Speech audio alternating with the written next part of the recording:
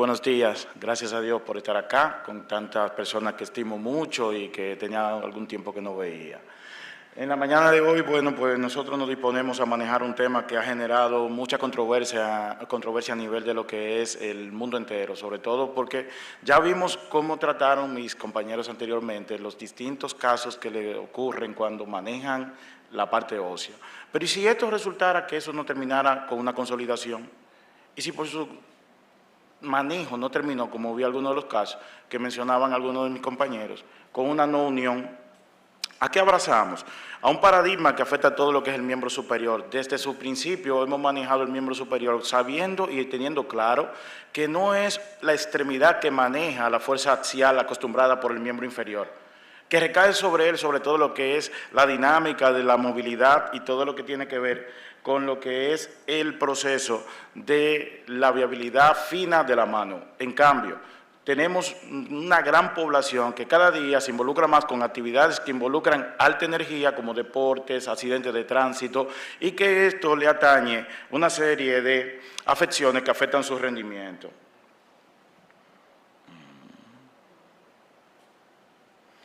Desde el punto de vista de la etiología de las pérdidas óseas, quisiera destacar algunos de estos, como son los traumatismos, que ya mencionaba, sobre todo el grupo demográfico donde se presentan los adultos de la edad media, fumadores, como parte de llevar el compromiso vascular, que puede ser variable, puede ir desde un compromiso leve hasta un compromiso severo, que nosotros vamos a tener en nuestros casos.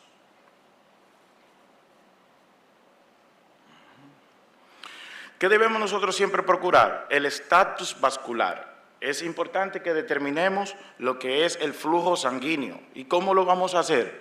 Obteniendo estudios de vascularidad, como una arteriografía, el control de la infección, por los métodos que nosotros podamos recoger de lo que es la proteína cuántica de reacción inflamatoria, los defectos segmentarios que nosotros podamos tener para que nosotros podamos garantizar la viabilidad del caso.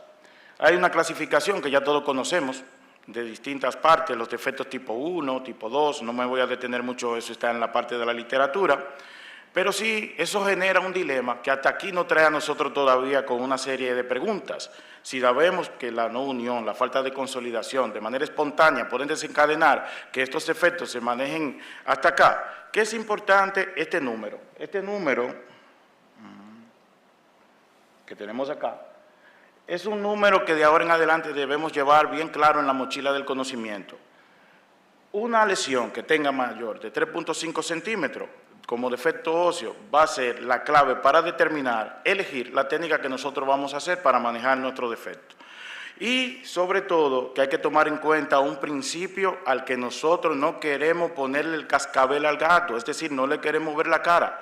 Hay ocasiones en que plantearse hasta una amputación de la extremidad pudiera generar, desde el punto de vista de aspecto emocional, de aspecto económico, la mejoría de ese paciente. O sea que tenemos que darle la cara a esa parte. La magnitud del defecto, las partes blandas, la técnica que vayamos a elegir, eso juega un papel importante al momento del concepto del manejo del defecto óseo. Un concepto que hasta hace poco era un paradigma dentro de lo que es el manejo de los defectos óseos, radicaba en que obtener una cirugía y resecar los extremos óseos hasta que podamos ver el signo de la paprika, que todos conocemos, era una garantía absoluta de que ese hueso estaba totalmente garantizando para que se consolidara. Pues resulta que hoy nosotros sabemos que esto ya no es la realidad que nos está atañando a nosotros en estos momentos.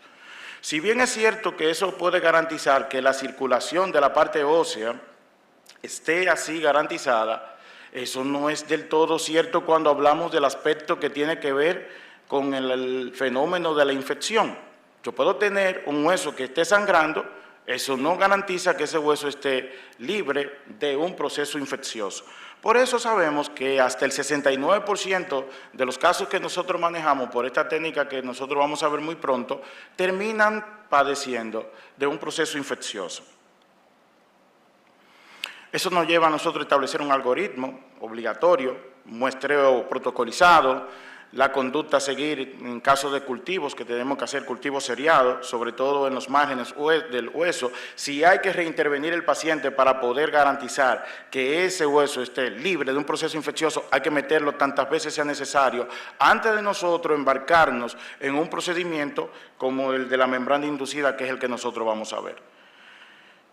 No vamos a hacer una tarea matemática, esto no es una ecuación de cuando nosotros estábamos a nivel de la primaria, pero sí debemos llevar en la mochila del conocimiento esta mañana de hoy el concepto del índice de lo que es la longitud del hueso que tenemos indemne, es decir, el hueso sano, con relación al hueso del segmento que falta multiplicado por 100, siempre y cuando eso tenga igual o menor a 2.5 centímetros, nosotros vamos a tener una opción para elegir un probable tratamiento, ya sea con autoinjertos, con la membrana inducida o con alguna otra técnica combinada que podamos usar.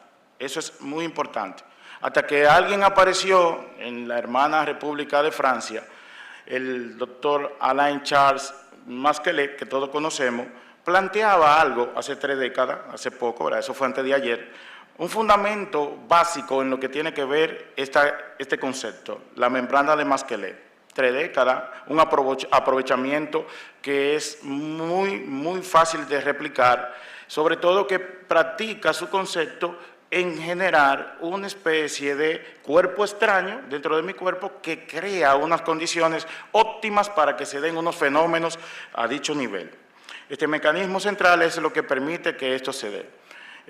Utilizando la tecnología hemos podido recuperar algunas imágenes que trae como planteamiento desde la colocación del polimetilmetacrilato, utilizando el concepto endomedular, con todo lo que nosotros ya sabemos de los 5 milímetros que deben estar por lo que es alrededor del callo. Si lo comparamos con los modelos embriológicos que podemos tener, pues entonces es una similitud muy idéntica. ¿Qué debo llevar en la mochila del conocimiento?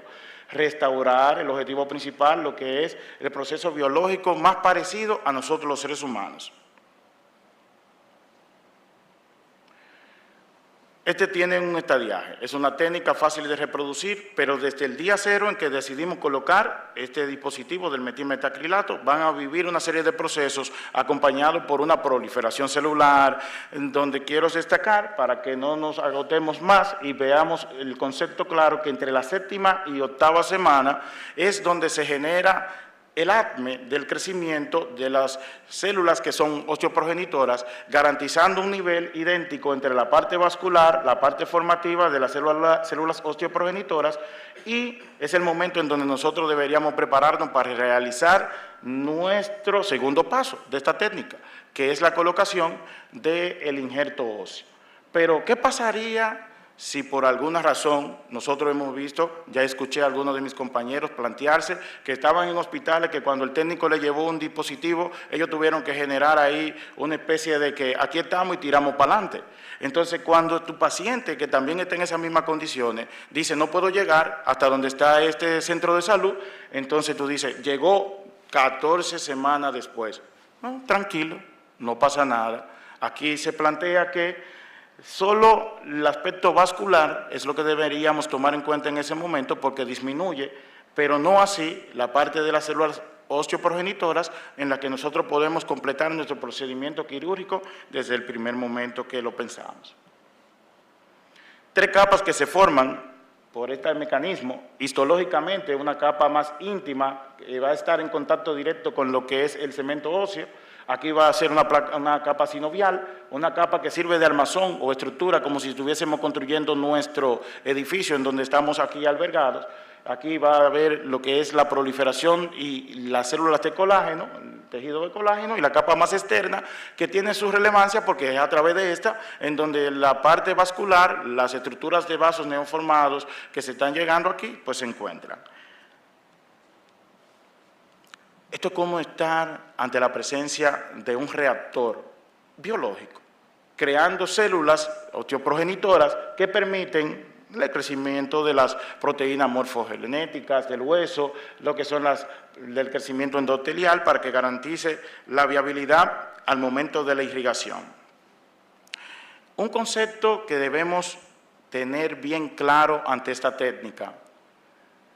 Debemos cuidar que la membrana, al momento de ser abordada, con las características que nosotros sabemos, una membrana que se abre de manera longitudinal, un cierre que tiene que ser hermético, pero que ese cierre debe ser tan hermético que no permita que elementos como fibroblastos o otros tipos invadan la membrana. Eso es lo que es el bloqueo que nosotros conocemos con el concepto del creeping sustitución o bloqueo de sustitución, en donde en este caso la membrana de Maquelette garantiza la no penetración de estas estructuras para que nuestro crecimiento óseo, primero, no se reabsorba, en segundo lugar, no cree una pseudoartrosis por el tejido de neoformación que se está formando allí, garantiza este mecanismo. Y vemos cómo el concepto del injerto se mantiene óptimo cuando está dentro de la membrana.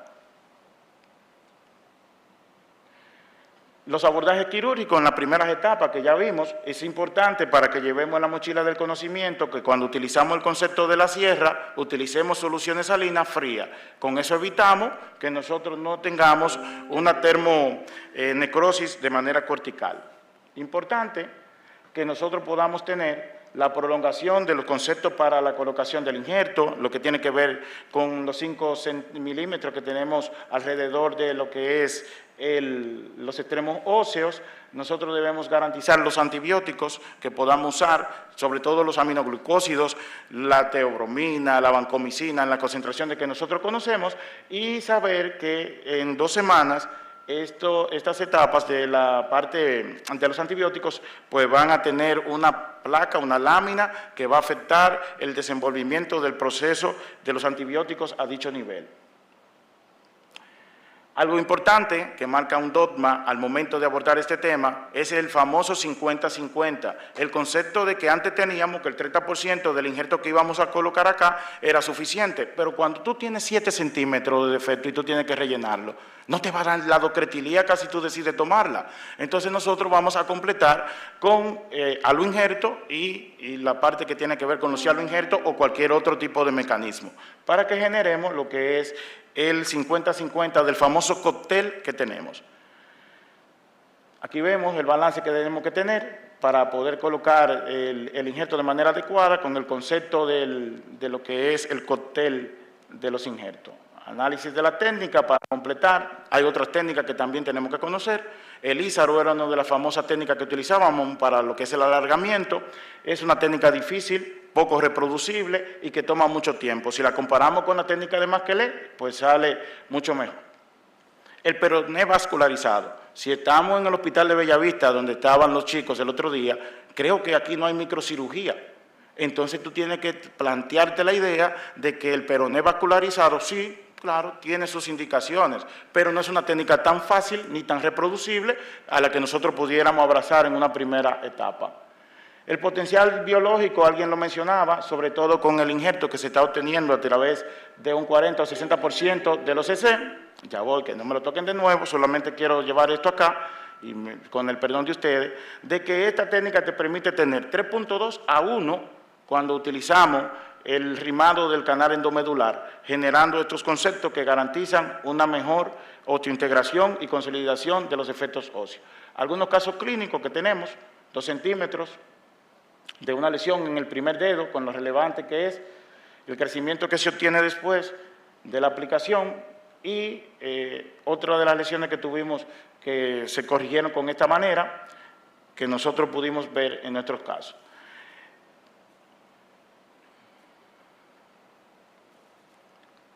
¿Qué debemos ya, para concluir, tener claro? Defecto óseo crítico, estabilizar, mejorar la parte de la infección, controlar el defecto y manejarlo desde el punto de vista de garantizar una técnica reproducible, económica, fácil de llevar y que tiene muy buenos resultados. Hasta aquí, digamos.